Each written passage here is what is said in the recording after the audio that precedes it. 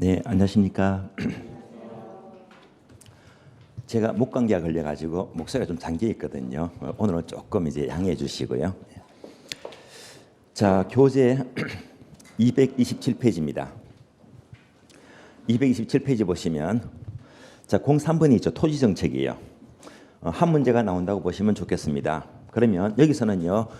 시험에 전혀 나오지 않는 것은 과감히 버리는 게 좋아요. 자, 1번 목표, 1번 X 보지 마세요.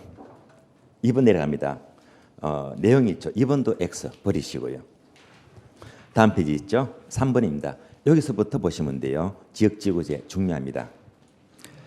자, 먼저 지역지구제하게 되면 고로 1번 목적을 보게 되면요. 지역지구제는 첫 번째 줄 어울리지 않는 이용을 규제함으로써 즉 주거지역에는 공장을 짓지 말라는 말입니다. 이렇게 함으로써 밑줄입니다. 부의 외부 효과를 제거하거나 감소 밑줄. 자, 부를 제거하지 정을 제거한다. 바꿔서 물어요. 그러면 틀린 말이 되고요. 부를 제거합니다. 목적 보았고요. 자, 2번 내용은요. 여러분들이 공법 공부하시니까 시험과 좀 무관해요. 일단 버리시고요. 그다음에 3번 효과. 얘가 가장 중요합니다. 효과요. 지금부터 지역지구제 효과 보겠습니다.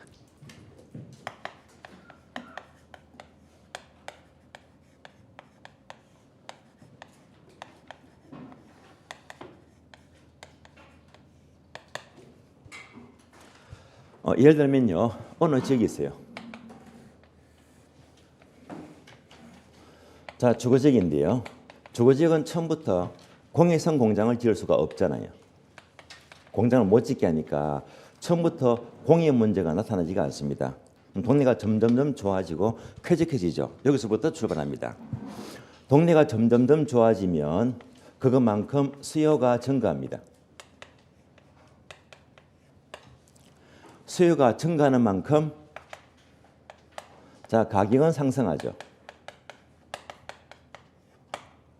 가격이 오르면요. 그것만큼 공급도 증가하는 거예요. 여기까지만 연결하시면 돼요.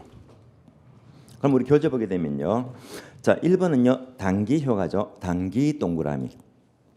그리고 단기에다가 화살표 적어줍니다. 단기는 수요 적어주고 단기는 무조건 수요를 움직입니다. 2번요. 장기 효과, 장기 동그라미, 장기 화살표, 공급 적어주고요. 장기는 무조건 공급을 움직입니다. 예를 들면 자, 부동산을 사고 산다는 것은요. 언제든지 살 수가 있잖아요. 그래서 단기를 의미하고요. 공급하게 되면요. 주택을 공급 짓는데 1년 이상 걸리잖아요. 그래서 장기가 소요가 돼요.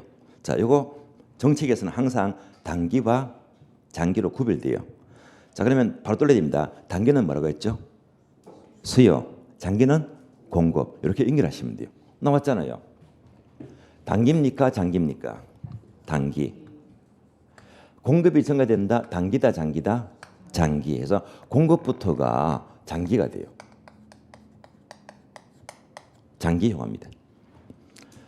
그럼 공급 빼고요. 앞에 것들은 모두가 단기 효과예요.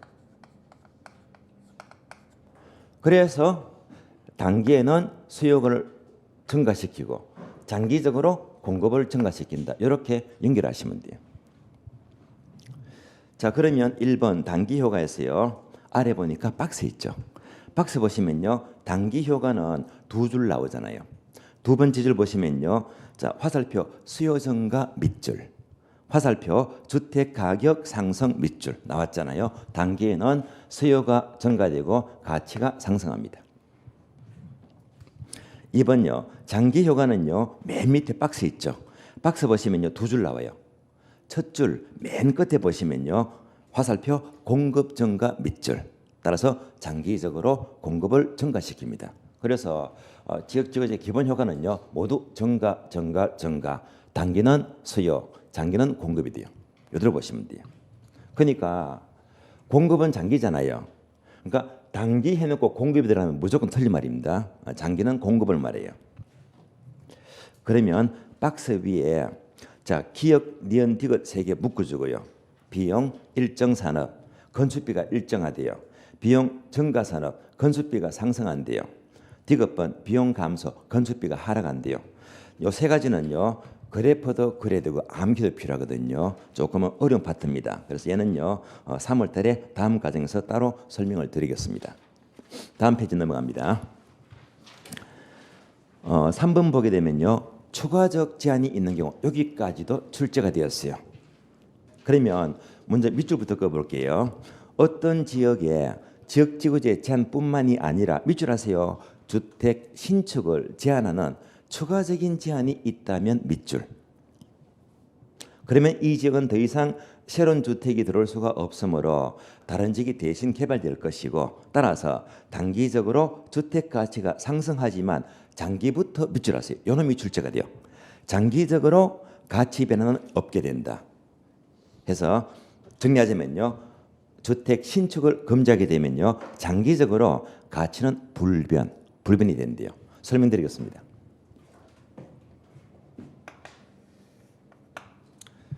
자, 주택의 신축을 금지합니다. 이러한 추가적인 제한이 있대.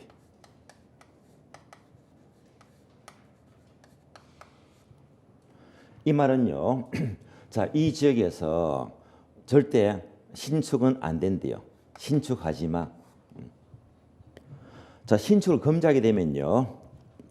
얘는 더 이상 공급을 늘릴 수가 없잖아요. 공급은 단기입니까? 장기입니까? 공급은 장기. 그러니까 장기로 바로 넘어가요. 신축 금지가 바로 공급을 금지시켜요. 공급을 이렇게 늘릴 수가 없으니까 불변입니다. 공급을 늘릴 수가 없어요. 그럼 이제 여기서 공급이 안 되면요. 이 지역은 더 이상 개발할 수가 없잖아요. 그러니까 대신에 옆에 지역이 있죠. 이 지역이 대신 개발됩니다. 여기서 개발할 수가 없으니까. 자, 여기서 개발이 되면요. 여기 있던 사람들이 이렇게 빠져나가잖아요. 빠져나가요. 그러면 단기에 늘어났던 수요가 빠져나가죠. 다시 감소합니다. 어디까지? 원래 수준. 원래만큼 빠져요. 수요가 감소가 되면요. 올랐던 가격도 다시 하락합니다. 어디까지? 원래 수준까지요. 따라서 결론적으로 공급을 증가시킬 수가 없으니까 자, 원래대로 수요도 빠지고 가격도 빠지면서 결국 가치는요. 불변입니다. 이렇게 나왔죠. 주택 신축을 제한하는 추가적인 제한이 있게 되면 장기적으로 가치는 변하지 않는다. 가치는 불변입니다. 그럼 조심하세요. 우리 시험은요. 이렇게 나왔어요. 장기적으로 가치는 상승한다. 틀린 말입니다. 따라서 신축 금지 추가 제한이 있게 되면 공급을 증가 못 시키니까 가치도 불변이지 상승 틀린 말입니다. 여기까지는 출제가 된 적이 있어요. 다음에 그럼 4번 내려가죠. 지역지구제와 독점의 문제. 자, 크게 두 가지가 있죠. 1번 사전적 독점, 2번요 사후적 독점이다. 우리 시험은요 사전적 독점만 출제가 돼요. 그래서 네 번째 줄을 한 줄 그대로 밑줄합니다. 부동산에서 문제가 되는 것은 사후적 독점이 아니라 사전적 독점일 때 문제가 생긴대요. 이 말은 뭐냐면요. 자, 다시 그림 보세요. 자, 지역지구제를 지정하면요. 동네가 좋아지니까 수요가 증가합니다. 다음에 가격도 올라갑니다. 땅값 올라가죠. 이럴 때 바로 사전적 독점입니다.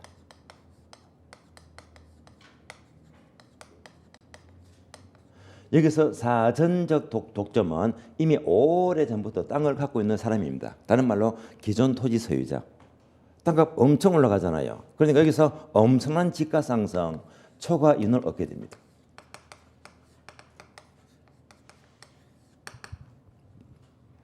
얘가 출제가 돼요. 그러면 정반대로요. 사후적 독점이죠. 사후적 독점은요. 이제 지금 땅을 살려고 해요. 뒤늦게. 그럼 이미 땅값 다 올랐잖아요. 그러니까 이미 땅 살리는 사람은요. 초건이 아니고 정상 이윤만 얻게 돼요. 정상 지가 상승입니다. 그래서 얘는 시험에 안 나와요. 해서 지역지구제에서 엄청난 집가 상승, 초과이윤을 얻는 쪽은 사후적 독점이 아니라 사전적 독점일 때 초과이윤에 문제가 생긴대요. 여기까지만 출제가 돼요. 이건 참 매력이 있어요. 사전적 독점하게 되면요. 제가 강의를 하면서 특히 좀 오래됐습니다. 제 기억으로 15회심입니다. 그럼 지금부터 15년 전이잖아요. 이때는 제가 강남역에서 그 뉴욕 지역에 있죠. 그 디페네버를 학원에 있었는데요. 거기서 수업을 했어야 됩니다. 수업을 하고 있는데요. 성이 특이해요. 여자분인데요. 옥시예요. 이분은요. 그 당시에 정확히 나이가 58세입니다. 이분이 공부를 처음 하러 오면서요. 본인은 왜 공부를 하느냐. 예, 돈 많이 벌었거든요. 딱 한 번 땅 사가지고요. 예, 다시 말하면 이게 되는 거예요. 그래서 15회 때면요. 15년 전입니다. 서울에 어디 땅을 샀느냐. 김포공항 밑에 마곡지구 있죠. 예, 그때는 옛날에는 험했거든요. 형편없었잖아요. 그때 이제 마곡지구 외곽쪽 땅을 샀는데요. 얼마나치? 7천만 원치. 몇 억도 아니고요. 딱 7천만 원 투자했대요. 땅을 몇 평 샀다? 10,000평을 샀어요. 10,000평을 샀어요. 그러면 7천만 원 나누기 10,000평 만하게 되면요. 평당 얼마가 되지? 겨우 7천원입니다. 그러면 7천만 원 나오잖아요. 그리고 아마 임야가 될 거예요. 또는 뭐 밭이 되겠네요. 그래서 물어놨는데 땅값이 계속 올라갔잖아요. 그럼 이것을 얼마에 팔았냐면요. 얼마에? 70억에 팔았습니다. 기가 막히잖아요. 딱 한 번 사가지고요. 그러면 이제 이래 되면 어떻게 됩니까? 10,000평인데 70억이면 평당 70만 원입니다. 몇 배 온 거예요? 10억. 100배 올랐네, 100배. 100배 먹었잖아요. 예. 그래서 한 번 딱 땅을 사서 팔아놓은 게 70억입니다. 이걸로 이제 인생 끝났잖아요. 그런데 이분이 땅을 안 파는 게 맞았어요. 지금 얼마 할까요? 평당 500원 넘어갈 거예요. 700도 넘어갈 수 있잖아요. 마곡지구. 얼마나 떴습니까? 그냥 지금까지 계속 갖고 있었더라면 700억이 되겠지. 7천만 원이. 엄청나잖아요. 그래서 이분은요. 엄청난 초과를 먹게 됐거든요. 왜? 땅을 이미 미리 선점하고 있으니까요. 그 부분 보니까 아주 부럽더라고요. 시험 됐을까요? 떨어졌을까요? 15회 때는 정말 어려웠거든요. 이번에 시험 안 됐어요. 15회 때 너무 어렵거든요. 그럼 떨어졌다면 다음에 공부했을까요? 안 했을까요? 안 했습니다. 예. 저는 이분을 되게 존경하거든요. 왜냐하면 공부는 공부고요. 이분은 제가 가만히 지켜보니까 주말만 되면요. 봉사활동을 해요. 멋있더라고요. 예. 모든 거 제껴두고요. 주말만 되면 항상 서울에 독거노인들이 있잖아요. 목욕시켜주고 밥 지어주고 또 부모 없는 청소년 가정이 있잖아요. 계속 주말 되면요. 여기에 봉사활동 하시더라고요. 그게 너무 보기 좋더라고요. 그래서 시험 안 되니까 다음에는요. 아예 봉사 쪽으로 올인해버리더라고요. 인생을 거기다 맡겨버리더라고요. 예. 일단 보기엔 참 멋있더라고요. 예. 엄청난 사전적 독점입니다. 다음에 가로 5번 볼게요. 지역지구제 문제점입니다. 얘는요 1번부터 5번까지가 있는데 다 필요 없어요. 1번만 알아도 무난합니다. 1번은요. 어떤 문제? 형평성 문제, 형평성 동그라미. 그러니까 용도 지역지구제는요. 예를 들면 여기가 상업지역이다. 여기는요. 녹지지역이다. 얘는 개발의 목적이죠. 얘는 보존의 목적이잖아요. 예. 둘 다 효율성을 도모하는데 이렇게 되다 보니까 이 사람이 얼마나 피해 봅니까? 예. 그러니까 지역과 지역 간에 땅값 올라가죠. 떨어지잖아요. 지역 간에 형평이 안 맞더라. 따라서 효율성을 도마다 보게 되면 지역 간의 형평이 맞지가 않더라. 형평성 문제가 발생합니다. 이런 정도만 아시면 되겠어요. 다음에 오른쪽 페이지 괄호 6번 넘어가죠. 지역지구제 보완제도. 자, 크게 목차가 4가지가 나오네요. 1번 성과주의, 2번 계획 단위 개발 PUD가 나오고요. 3번 재정적 지역지구제. 여기까지는요 안 봐도 괜찮아요. 시험과 무관합니다. 4번만 동그라미. 개발권 양도제, 약어로 TDR 제도라고 불러요. 얘는요 공부할 필요가 있겠는데요. 다만 화살표 이렇게 페이지만 적어져요. 365페이지입니다. 그러니까 나중에 365페이지 보게 되면요 개발권 양도제 TDR 제도가 나와요. 그때 가서 상세히 설명을 따로 드릴게요. 그때 가서 보는 거예요. 자, 여기까지가 지역지구제가 되겠습니다. 다음 페이지 넘어갑니다. 목차 4번입니다. 토지은행제도, 즉 토지 비축제도가 되고요. 이 부분도 가끔씩은 출제가 돼요. 자, 의부터 봅니다. 토지은행, 랜드뱅킹이란 두 줄 밑줄합니다. 미래 용도를 위해서 정부가 미리 싼 값의 미개발 토지를 대량 매입하였다가 향후 토지의 수요 증가에 대응하여 비축된 토지를 소유자에게 팔거나 또는 대여하거나 또는 개발하는 제도를 말이에요. 그러면 이제 바로 2번입니다. 특징이 있죠. 특징은 장점과 단점을 말해요. 먼저 장점을 보게 되면 1번 밑줄 하죠. 개인의 무질서하고 무계획적인 토지 개발을 사전에 막을 수가 있죠. 3번 밑줄입니다. 개발 이익은 사회에 환원 밑줄. 개발 이익은 저절로 환수가 돼요. 4번은요 출제가 된 지문입니다. 모두 밑줄입니다. 소유권의 토지 양도 의사를 전제로 하는 점에서 토지 수용. 자, 토지은행은요 싸게 사는 거잖아요. 싸게 사니까 토지를 수용하는 건 아니잖아요. 그러니까 토지 수용보다는 사유재산권을 침해하는 정도가 약하죠. 수용보다 침해 정도가 약하대요. 과거 우리 시험은요 토지은행은 토지 수용보다 재산권을 침해하는 정도가 강하다면 틀린 말이고요. 약하다. 여기까지만 보시면 돼요.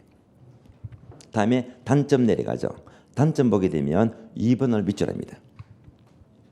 토지를 싸게 매입하죠. 매입 시부터 판매할 때까지 그 기간 동안에 정부가 일일이 토지를 관리해야 되는 문제가 발생합니다. 관리가 어려워요. 관리 부담이 크다는 말입니다. 여기까지를 비교하시고요. 오른쪽 페이지 볼게요. 괄호 3번요. 우리나라의 토지은행 제도인데요. 자, 그러면 오른쪽 보니까 공공토지 비축 법률이 있죠. 2009년도부터 제정되고 시행되고 있습니다. 벌써 10년 지났잖아요. 이 법은요 시험에 거의 안 나와요. 그러니까 이 부분은요 꼼꼼히 볼 필요가 없다는 말입니다. 다만 이것만 떠올리시면 돼요. 우리나라의 토지은행은요 항상 LH가 담당합니다. 한국토지주택공사가 돼요. 그래서 기껏 나온 시험은요 가장 최근이죠. 그래서 토지은행 제도는 LH공사가 운영하는 것인데 이걸 싹 지어서요 지방자치단체에서 운영한다. 틀린 말입니다. LH공사가 돼요. 이런 정도까지만 출제가 된 적이 있습니다. 다음에 목차 5번입니다. 개발이익 환수제. 그러면 자 개발이익 하게 되면 개념은 아시겠죠. 개발이익 환수하게 되면 다음 페이지 보시면 괄호 2번도 나오고 3번이 나와요. 3번은 아셔야 됩니다. 우리나라 개발이익 환수제. 3번은 시험에 나온 적이 있어요. 크게 두 가지죠. 표를 보시면요. 왼쪽은 과세적 방법, 오른쪽은 비과세적 방법이다. 오른쪽 비과세적 방법 밑줄. 여기서 지문이 나온 적이 있어요. 그러면 왼쪽 과세적 방법은요. 1번, 2번, 3번이 있죠. 3번 양도소득세 밑줄. 양도소득세에는 개발이익 환수도 포함이 되었다는 말입니다. 다음에 비과세적 방법은요. 자, 2번 보게 되면 토지 구획정리사업에서 간보제 밑줄. 구획정리사업은 대개 자 어느 지역이 개발이 제대로 안 됐어요. 땅이 막 엉망진창입니다. 이런 땅을요 반듯하게 정리하죠. 아주 보기 좋게요. 이렇게 정리하게 되면 결국은 간보일만큼 면적을 적게 지정받죠. 환지 지정.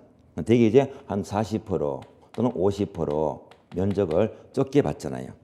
그래서 이렇게 적게 받는 간보율 이 자체가 개발되게 되면 개발이익은 환수가 되었다는 의미를 말하는 것입니다. 3번, 4번, 5번 묶어주고요. 자, 수익자 부담금, 개발 부담금, 기반시설 부담금 해서 부담금만 동그라미 각종 부담금자가 붙게 되면 개발이익 환수와 관계됩니다.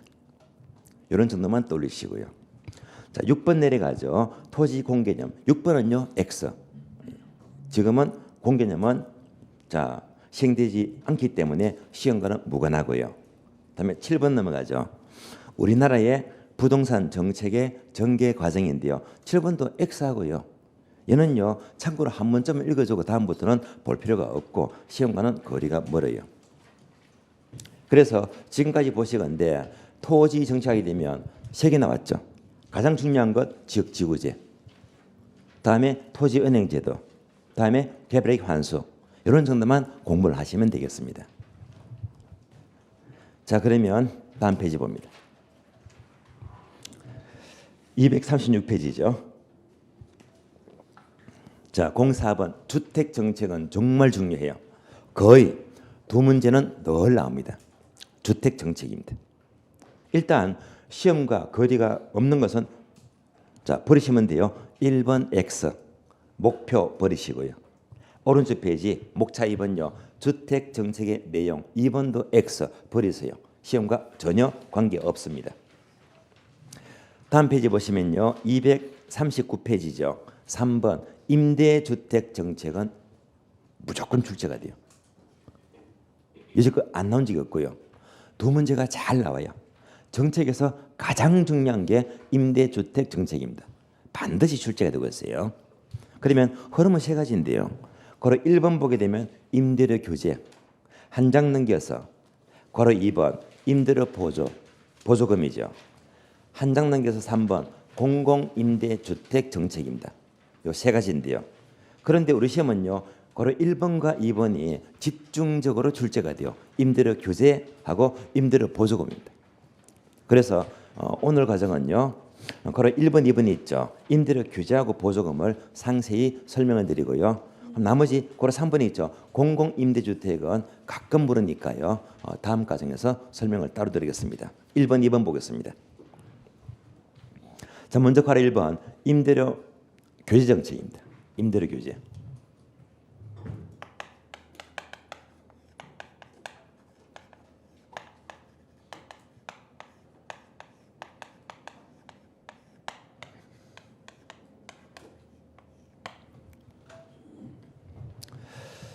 그러면 아래 보니까 그래프가 나와요. 정책은 그래프가 많이 나오거든요. 그런데 가난 정책을 공부하는 것은요. 그래프를 그리지 않고 공부하는 게 가장 바람직합니다. 그런데 얘는요. 어쩔 수가 없어요.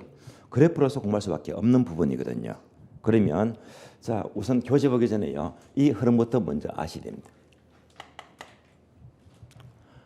자, 임대료 규제 또는 가격 규제죠. 이런 가격 규제가 종류가 2가지가 있어요. 최고 가격 규제.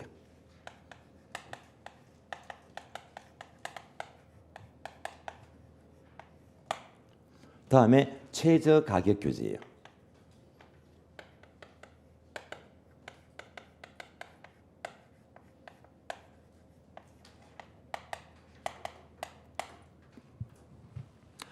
그러면 우리 시험은요. 최저는 시험과 거리가 멀어요. 얘가 출제가 돼요. 최고 가격 규제가 늘 출제되고요. 지금 공부하는 임대료 규제도 바로 최고 임대료 규제를 말합니다. 그럼 예를 들어 볼게요. 자, 최고 이자를 들어보셨죠?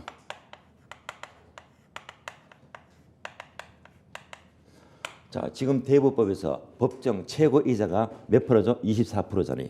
이를 초과해서 받을 수가 없잖아요. 최고자가 붙어요. 이외에도 지금 공부하고 있는 임대료 규제.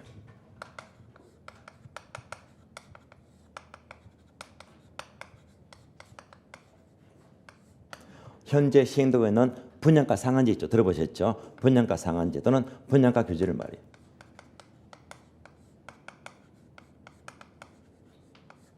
그러니까 부동산 경우에 임대료 규제나 분양가 상한제가 모두가 여기에 들어간다는 말입니다.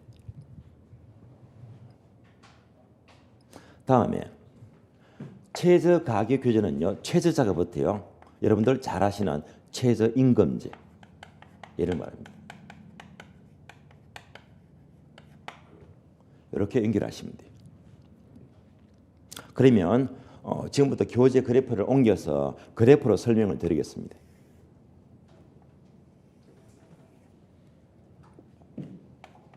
수요와 공급이 있어요.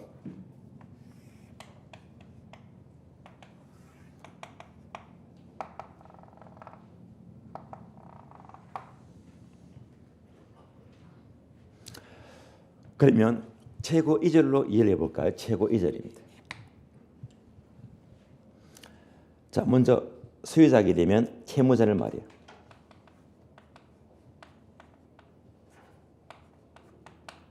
내 집이 없어요. 아주 저소득층입니다.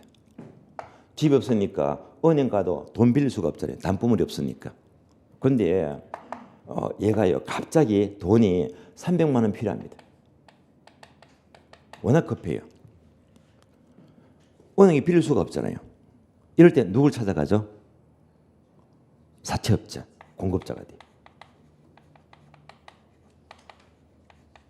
이렇게 수요자와 공급자가 만나게 되면요, 돈 빌려주면서 얘는요 무조건 폭리치예요. 이자 엄청 받으려고 하잖아요. 이게 이자가 너무 높거든요. 높으니까 정부가 개입합니다. 이자 니네 마음대로 받지 말고 최고로 이만큼만 받으래요. 얘가 바로 최고이자 24%입니다. 이를 초과해서 받으면 바로 위법이잖아요. 그래서 최고를 초과하는 이상은 절대로 받을 수가 없는 것이 바로 최고이절입니다. 그러면 연결합니다.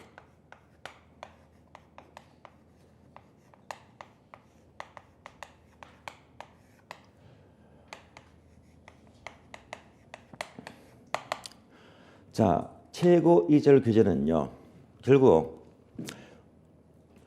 균형가격 시장률보다 높게 설정합니까? 낮게 설정합니까? 낮게 설정하죠. 낮게 설정합니다.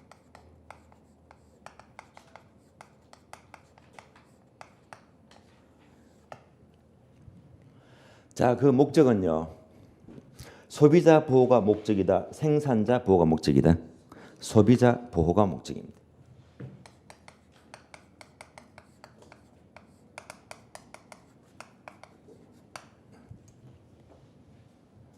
그래서 균형가격보다 낮게 설정합니다. 낮게. 임대료도 마찬가지예요. 임차인과 임대인이 만나잖아요. 그래서 이때 정해지는 시장 임대료가 너무 높기 때문에 정부가 개입해서 임대료도 최고로 이만큼만 받으래요. 역시 낮게 설정하고요. 아파트 분양가도 마찬가지예요. 자, 건설회사하고 소비자가 정해지는 분양가가 너무 비싸기 때문에 최고로 이만큼만 받아라고 정부가 분양가 상한제로 이렇게 규제하고 있잖아요. 모두가 낮게 설정하고 소비자 보호가 목적입니다. 유의할 점은요. 만약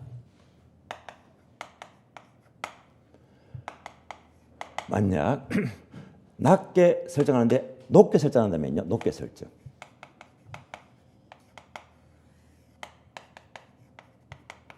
높게 설정해요.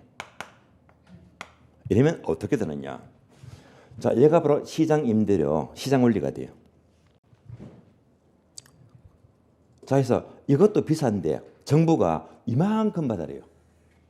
이렇게 높게 설정합니다. 이것도 비싼데요. 더 높아버리면 아무도 관심을 갖지 않습니다. 따라서 높게 설정하면요, 규제 하나마나 시장에 아무런 영향을 미치지 않습니다.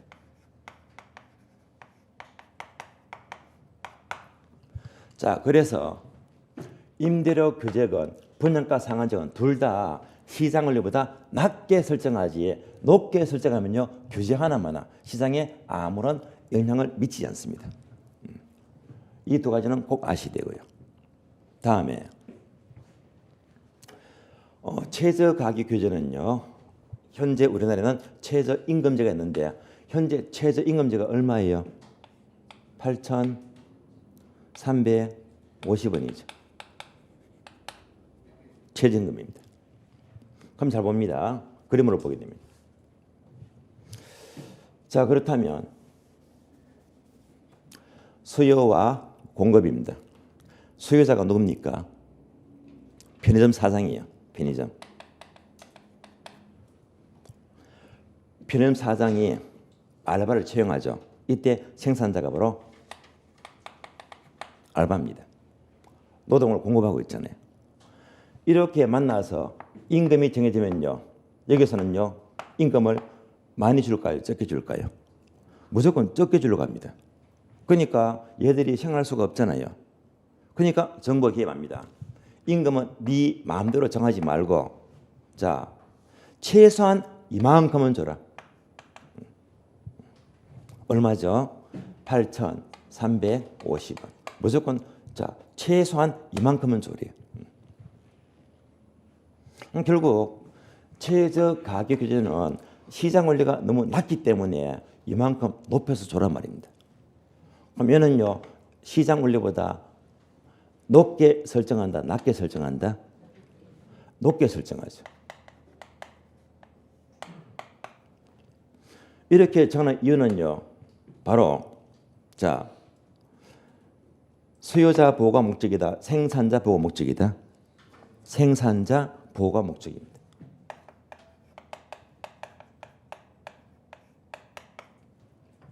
자, 그래서 우리 정책에서는요 임대료 규제나 분양가 규제는요 바로 최고 가격 규제를 말하지 부동산에서 최저 가격 규제는 아무런 의미가 없습니다.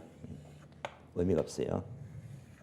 지금 공부하는 임대료 규제는요 항상 이보다 낮게 설정하고요. 높게 설정한다면 규제 하나마나 아무런 영향을 미치지 않습니다. 여기까지 교재 볼게요. 자, 1번 의에서요. 기업권 봅니다.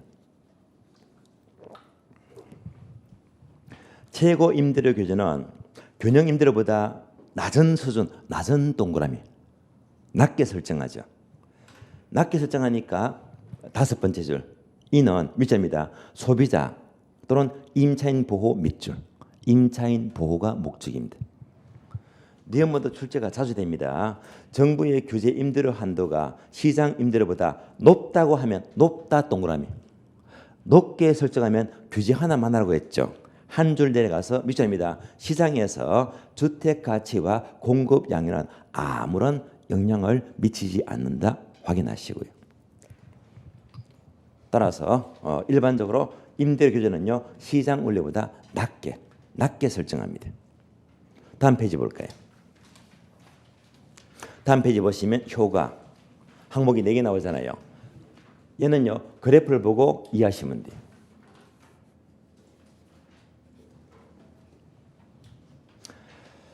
자, 그래서 임대료를 최고로 이만큼만 받아래요. 이때 효과는요 각각 입장을 분석합니다. 그러면 임대차 관계에서 공급자가 되면 바로 임대인이죠. 수요자가 임차인입니다.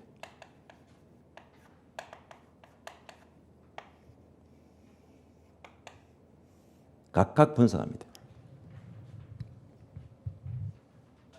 그러면 첫 번째, 자 시장 임대료가 너무 비싸기 때문에 이렇게 마음대로 받지 말고 최고로 이만큼만 받아래요. 결국 임대는요 이만큼 손해를 보잖아요. 요거밖에 못 받으니까 빨간 개만큼 손해를 보게 됩니다. 자, 손해를 보게 되면 임대는요 공급을 늘릴까요, 줄일까요? 당연히 줄이지. 이만큼 공급이 줄어듭니다. 첫 번째, 공급이 부족합니다. 공급 부족입니다.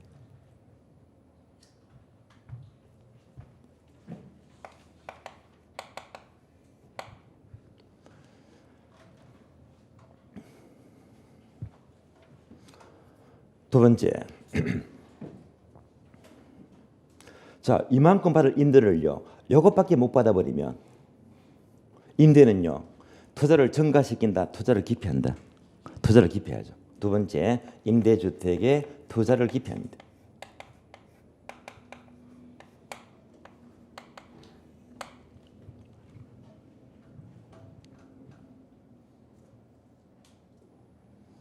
세 번째, 임대료를요, 요것만 받게 되면 재미가 없잖아요.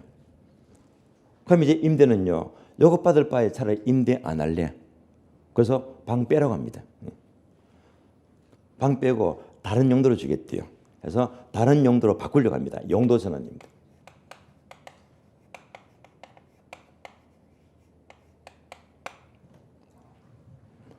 또 임대료를요, 요것밖에 못 받게 되면요, 재미가 없잖아요. 그러면 임대주를 만약 짓는다면요, 자, 질이 향상됩니까? 질이 떨어집니까? 질이 떨어지겠죠. 네 번째, 임대주택의 질적 저하를 초래합니다.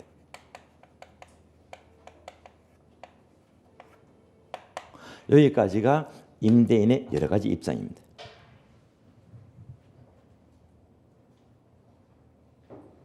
다음에 임차인입니다. 임차는 좋잖아요. 임대료가 싸니까요. 싸니까 이만큼 수요가 많아집니다. 바로 초과 수요가 돼요.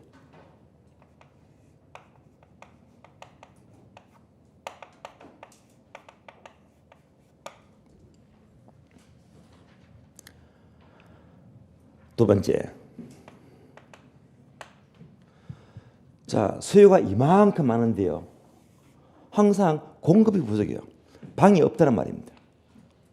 그러니까 임차인들은요, 방 구하기가 쉽다, 어렵다? 어려워요. 이사가기가 어려워집니다. 그러면 이동이 활발해집니까? 이동이 저하됩니까? 이동이 저하가 돼요.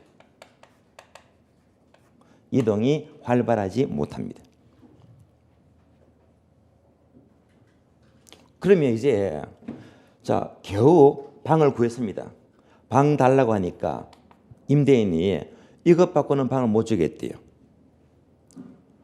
방이 꼭 필요하거든요. 어떻게 합니까? 그러면 결국 자, 이만큼 주면서 임차인은요, 자, 이것만큼 웃돈 얹어주겠대요. 바로 피의가 형성이 돼요. 암시장입니다. 따라서 세 번째, 웃돈 거래 암시장이 형성됩니다.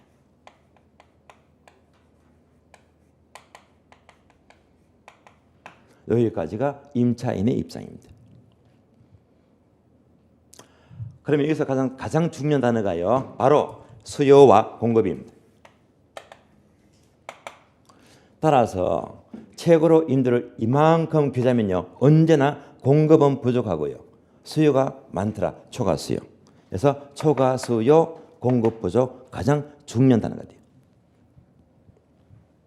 그래서 만약 시험에서요, 임대료 규제가 딱 나왔다면요, 바로 이것부터 먼저 떠올리고 문제를 푸셔야 됩니다. 항상 공급은 부족하고요, 초과 수요다. 여기까지는 늘 떠올리고 문제를 푸시는 게 좋아요. 자, 교재 볼게요. 2번 효과입니다. 자, 기업번 보게 되면 균형 임대료보다 낮은 임대료 설정은 그만큼 초과 수요를 발생한다. 초과 수요 동그라미. 초과 수요 적어드렸죠. 또 임대 부동산의 부족 현상을 초래한다. 부족 현상 동그라미. 공급은 부족합니다. 리언번요. 투자자들은 임대주택에 자금을 위점이다. 투자하는 것을 깊이 비출. 투자 깊이 나왔죠. 투자를 깊이 하고요. 또 기존 임대 부동산도 밑줄입니다. 다른 용도로 전환 밑줄. 용도 전환을 도모합니다. 디귿번 내려가죠. 임대료 규제는 임대 부동산의 밑줄입니다. 질적인 저하 밑줄. 질적 저하를 초래하고요. 또 리얼번 내려가죠. 임대료 규제는 밑줄입니다. 기존 임차인들의 이동을 저하시킨다. 이동 저하를 가져다 줍니다. 여기까지 임대료 규제의 효과를 보았습니다. 이어서 자, 박스에 있죠. 체크 플러스. 분양가 규제입니다. 나왔죠? 임대료 규제나 분양가 규제나 그림은 똑같습니다. 그림요. 예를 들면 분양가 규제도요. 자, 공급자 건설회사죠. 아파트 산 사람이죠. 이때 시장을 맡겨두면요, 분양가를 세게 받아요. 평당 분양가를 2천만 원 받는데, 그러면 25평 아파트는요, 곱하니까 5억이 돼요. 너무 비싸요. 그러니까 분양가 니네 마음대로 받지 마. 정부가 개입해서요. 서민 아파트라면 최고로 분양가를 얼마? 900만 원만 받아라. 이렇게 최고로 가격을 기하면 분양가 상한제입니다. 그래서 그림이 똑같아요. 분양가 규제도요. 이렇게 규제하게 되면요, 언제나 공급은 부족하고요, 수요가 많더라. 원리가 비슷해요. 따라서 박스 보게 되면요, 분양가 규제가 나왔다면요, 괄호 1번과 2번이 있죠. 괄호 1번 분양가 규제 의의는 굳이 상시 볼 필요가 없는 것이고요. 괄호 2번만 동그라미 분양가 규제의 문제점 해서 괄호 2번이 요 그림 뚫으시면서 그대로 보시면 돼요. 다음에 오른쪽 페이지 괄호 2번 넘어가죠. 임대료 보조금 정책입니다. 임대료 보조금이에요.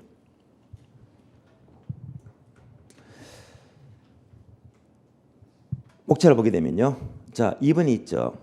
소비자 보조. 한 장 넘기세요. 생산자 보조가 나옵니다. 주로 소비자 보조를 중점으로 공부를 하시면 돼요. 임대료 보조금입니다.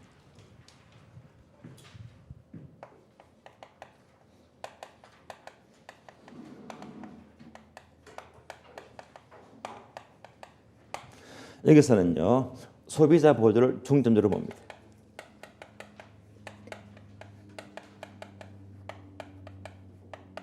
그러니까 2번 보게 되면 소비자 보조는 정부가 누구한테 주는 거예요? 임차인에게, 서민들에게 보조금 지급하고요. 3번이 있죠. 생산자 보조는 정부가 누구한테 보조금 줍니까? 바로 건설회사, 생산자니까. 다른 말로 LH공사는 말이에요.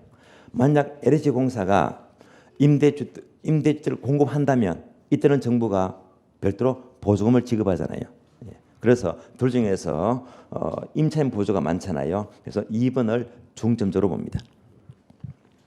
자, 2번 소비자 보조에서 먼저 의의와 종류를 보게 되면 아래 표가 나와요. 크게 두 가지가 있죠. 먼저 표를 보시면서 왼쪽은 가격 보조, 오른쪽은 소득 보조예요. 종류가 두 가지입니다. 자, 지금부터 표를 보시면서 제목을 밑줄 냅니다. 가격 보조는 괄호 집세 보조 밑줄. 집세를 보태준다. 가격 보조가 돼요. 다음에 소득 보조는 현금 보조 밑줄. 현금 주면 소득 보조가 돼요. 자, 그래서 소비자 보조는 첫 번째 종류 두 가지죠. 가격 보조와 소득 보조예요.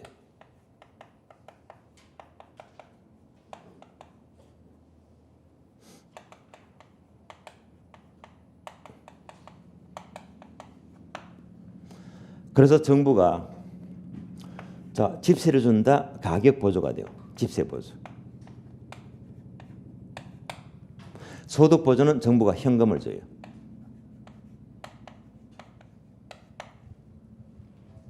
만약 정부가 자, 서민층에게 가구당 보조금을 20만 원 준다고 가정합니다. 만약 여러분이 보조금 받는 입장이면요, 집세 보태 받을래요? 현금 보태 받을래요? 현금 받죠. 저도 현금 받겠어요. 무슨 말이죠? 소비자는 뭘 좋아한다? 집세보다 현금을 좋아합니다. 현금을 좋아해요. 그래서 소득 보조가 소비자가 좋아하니까 소비자의 효용이 우월합니다.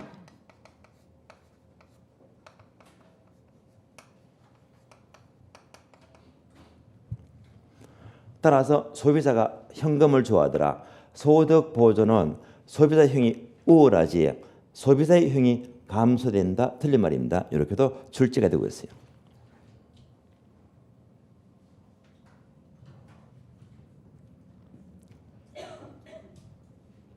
그러면 이제 보조금을 이만큼 현금 받았습니다. 20만 원이요. 보조금 받았다면 여러분들은 가만히 갖고 있다 나중에 집세 보태냅니까? 중간에 다 써버리겠습니까? 다 써버려요. 예. 그러니까 얘는 다 써버립니다. 그러니까 무슨 말이죠? 중간에 다 써버리니까 정책적으로 효과는 떨어진단 말이에요. 다 써버리니까요. 그래서 정부는요 현금 주는 거 별로 안 좋아해요. 그래서 정부는요 현금보다 오히려 집세 보조를 더 좋아합니다. 왜? 돈이 새에 나갈 수가 없잖아요. 그래서 집세 보조가 정책적으로 효과적입니다.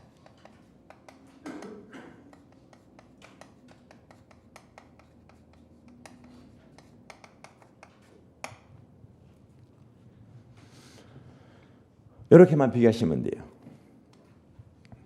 그러면 소득 보조, 현금 보조는요 그대로 현금 주면 돼요. 그러면 집세 보조는 집세를 어떻게 주면 됩니까? 집세를요. 바로 쿠폰 방식입니다.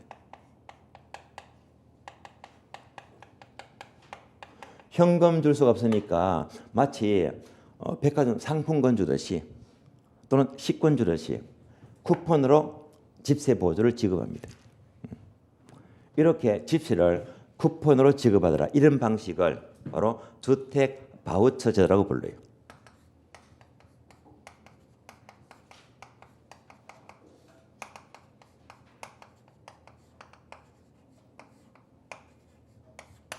따라서 집세 보조 경우에 쿠폰으로 지급하더라. 주택 바우처 제도는 현재 우리나라에서는 지금 시행되고 있습니다.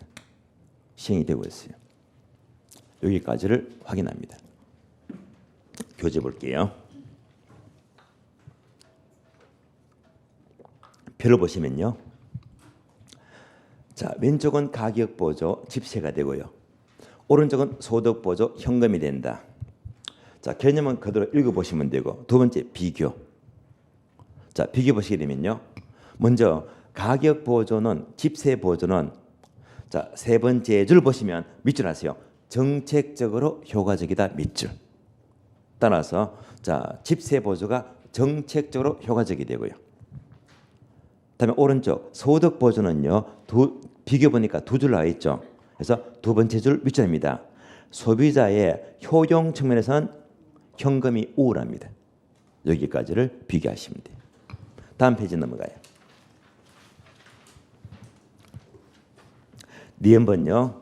소비자 보조금의 효과다. 그게 두 가지죠. 단기 효과, 장기 효과. 자, 이제 감 잡혀야 됩니다. 단기 효과, 단기 동그라미. 단기는 수요입니까? 공급입니까? 수요. 다음에 장기 효과는 수요다, 공급이다? 공급. 항상 정책은요. 단기는 수요, 장기는 공급이 돼요. 그럼 볼까요? 이제 효과입니다.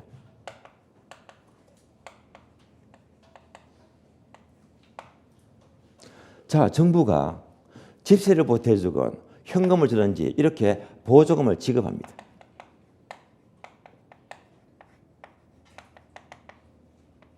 그러면 보조금을 지급하는 만큼 당연히 이급받는 만큼 소득이 증가하죠.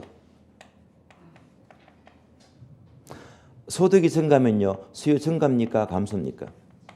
증가잖아요. 수요가 증가하면요. 임대료가 오른다 내린다? 올라가죠. 또 임대료가 올라가면 그것만큼 공급은 증가해요? 감소해요? 증가하잖아요. 공급이 계속 증가되면요. 올랐던 임대료가 더 올라갑니까? 다시 내려갑니까? 내려가죠. 임대료가 하락합니다. 여기까지만 연결하시면 돼요. 그럼 다시 공급은 단기입니까? 장기입니까? 장기 효과입니다. 공급 빼고 앞에 것은 모두가 단기 효과예요. 따라서 결론, 단기에는 수요를 움직이고요. 장기에는 공급을 움직이더라. 그래서 이 많은 단어 중에서 가장 중요한 단어가 요겁니다. 결론적으로 임대료 보조금 지급은 어떤 경우도 장기적으로 공급은 증가돼요. 그래서 이 단어가 가장 출제가 잘 되고 있습니다. 따라서 임대를 보조금하게 되면 단기는 수요가 증가되면서 임대료가 상승하지만 장기적으로 공급이 증가되는 만큼 다시 임대료가 하락하더라. 그래서 여기까지가 그 표를 말합니다. 자, 표를 볼게요. 표를 보시면 단기 효과는 두 번째 줄. 자, 임대주택에 대한 밑줄입니다. 수요가 증가 밑줄 나왔죠. 그래서 수요 증가는 단기 효과가 되고요. 장기 효과는요. 두 번째 줄 보게 되면 공급 증가 밑줄. 장기적으로 공급을 증가시킵니다. 자, 보조금 여기까지 보도록 하고요. 맨 밑에 박스 보게 되면요. 주택 바우처 제도. 자, 주택 바우처가 나왔다면 무조건 현금 보조예요. 집세 보조예요. 집세 보조. 다른 말로 가격 보조이다, 소득 보조이다. 집세 가격 보조가 돼요.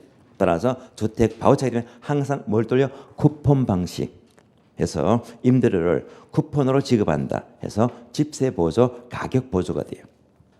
그래서 1번 의 보게 되면 두 번째 줄. 자, 쿠폰 방식으로 보호하는 제도로서 우리나라에서는 2014년 10월부터 국토부가 주거급여법과 국민기초생활보장법에 의해서 현재 운영이 되고 있습니다. 도입이 되었다는 말입니다. 오른쪽 페이지 넘어갑니다. 그리고 3번요. 공공임대주택은요. 자, 앞에 두 가지 있죠. 임대료 규제, 임대료 보조금보다 빈도가 훨씬 떨어지거든요. 그래서 3번 과정은요. 별도로 3월 달에 다음 과정에 따로 상세히 설명을 드리도록 합니다. 자, 그럼 이제 다음 페이지 보시면요. 245페이지입니다. 목차 4번 보게 되면 주택의 여고 과정이 있죠. 여기서는 쉬었다가 다음 시간 이어서 계속 보겠습니다. 쉬겠습니다.